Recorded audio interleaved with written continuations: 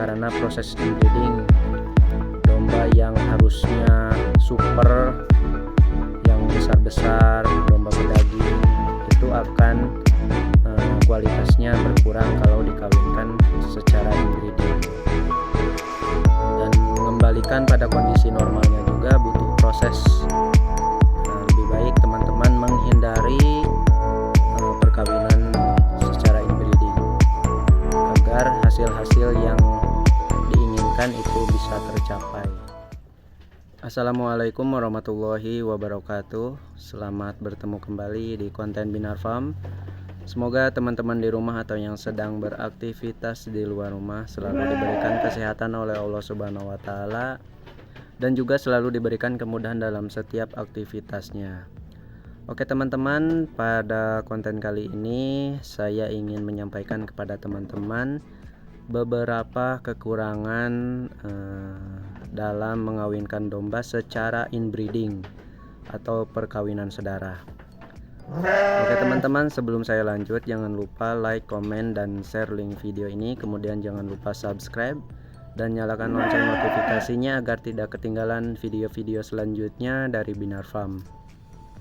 Oke teman-teman, pada konten kali ini saya ingin berbagi pengalaman terkait domba yang saya kawinkan secara inbreeding atau perkawinan sedara. Ada salah satu kekurangan dalam memelihara domba, khususnya breeding atau pembiakan, yaitu sering terjadi apalagi di peternak-peternak yang ada di kampung, yaitu perkawinan sedara. Biasanya indukannya itu kan misalnya nih punya anaknya itu tunggal, misalnya pejantan, kemudian tidak ada lagi pejantan lainnya, udah dikawinkan saja sama anaknya. Nah itu adalah kasus inbreeding atau perkawinan sedara. Kekurangan dari inbreeding yang pertama yang saya alami itu pas domba itu mengandung itu normal saja, tapi pas domba itu beranak, anakannya itu lalemes. Itu kekurangan pertama.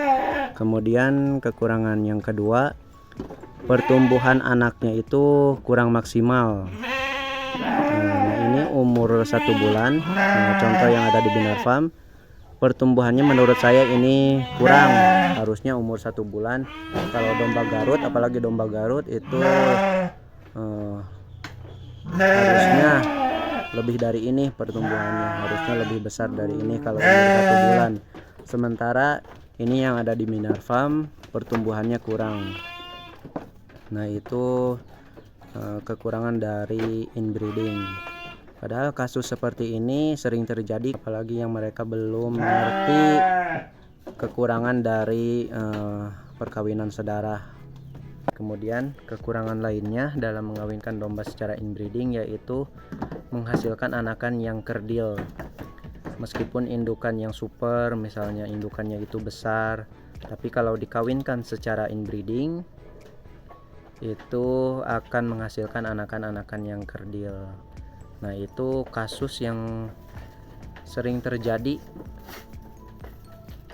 karena proses inbreeding domba yang harusnya super, yang besar-besar, domba pedaging itu akan kualitasnya berkurang kalau dikawinkan secara inbreeding. Dan mengembalikan pada kondisi normalnya juga butuh proses. Lebih baik teman-teman menghindari perkawinan secara inbreeding agar hasil-hasil yang diinginkan itu bisa tercapai. Teman-teman yang fokusnya sebagai dombanya itu untuk breeding atau pembiakan, itu harus diperhatikan lagi dalam mengawinkan. Jangan sampai ada domba yang dikawinkan secara inbreeding. Nanti juga mau normalnya lagi, yaitu dombanya itu untuk anakan-anakan berikutnya, untuk menghasilkan anakan yang super itu sangat sulit, butuh proses lagi, dan itu membutuhkan waktu yang lama. Sementara kan indukan semakin tua, makanya sangat merugikan kalau domba dikawinkan secara inbreeding. Breeding itu harus kita hindari. Bisa aja domba itu lahirnya cacat, jadi kurang maksimal lah dalam pembiakannya, khususnya untuk breeding. Kan yang kita tunggu-tunggu itu anakan yang super, sementara kalau inbreeding itu tidak akan menghasilkan anakan yang super. Meskipun galurnya galur murni, misalnya galur domba priangan atau domba Garut, meskipun galurnya galur murni, tetap kalau dikawinkan secara inbreeding itu akan mengurangi kualitas dari anakannya. Oke teman-teman, itulah pengalaman saya terkait mengawinkan domba secara inbreeding atau kekurangan mengawinkan domba secara inbreeding.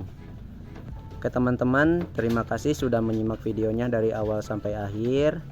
Itulah pengalaman saya. Mudah-mudahan teman-teman bisa mengkoreksi permasalahan yang saya alami, itu menjadi suatu pembelajaran untuk teman-teman biar lebih baik lagi, biar teman-teman bisa menghindari perkawinan secara inbreeding, khususnya teman-teman yang fokus dalam breeding atau pembiakan. Oke teman-teman, sampai berjumpa lagi di konten selanjutnya di Binar Farm. Tetap semangat dan selalu jaga kesehatan. Salam ngarit. Wassalamualaikum warahmatullahi wabarakatuh.